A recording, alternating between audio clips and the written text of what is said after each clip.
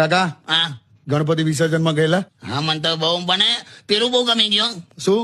બહુ ક્રિએટિવ છે આ વખતે બધા લોકો. કેમ? પેલું ખબર જૂનું પેલું યાદ છે 1 2 3 4 ગણપતિ નો જય જયકાર, હા પછી 5 6 7 8 ગણપતિ અમારે સાથ, હા હા. એ બધું તો હવે નહીં બોલતા. કેમ બોલે છે ને? ના નવું જુદું જુદું આવ્યું છે.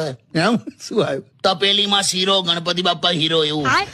તો આ ગરમા ગરમ ગોટા ગણપતિ બાપ્પા મોટા, ગલી ગલીમાં ઉંદર ગણપતિ બાપ્પા સુંદર. અલા શું વાત કર? બરાબર.